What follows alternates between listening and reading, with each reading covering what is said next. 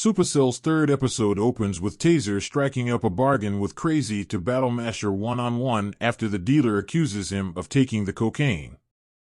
Crazy nods, and Taser defeats the dealer even though he can't become invisible.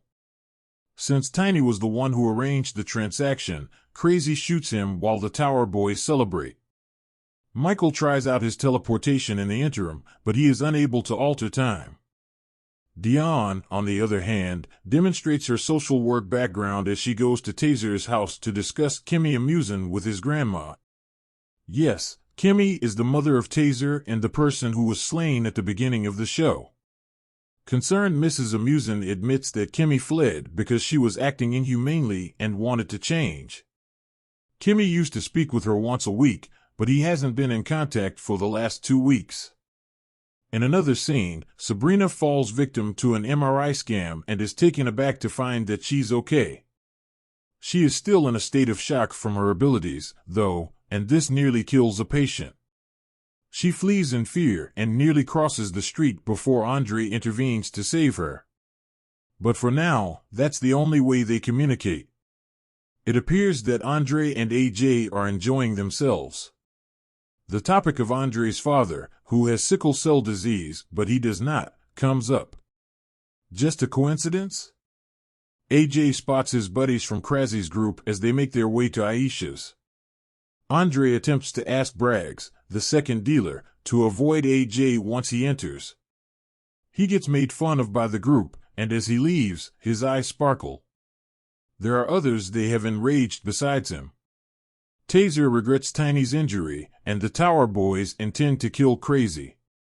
Michael arrives at the most inconvenient time and even teleports to establish his legitimacy.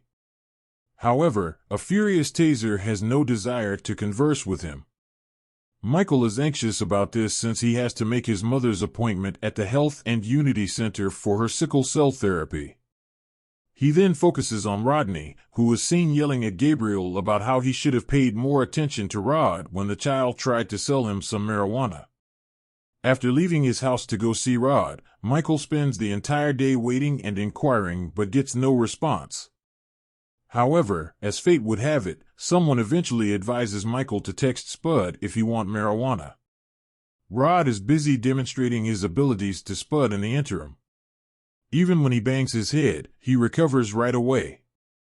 He attracts a sizable clientele by promising to give away his belongings for free if he is unable to make the delivery in 5 minutes.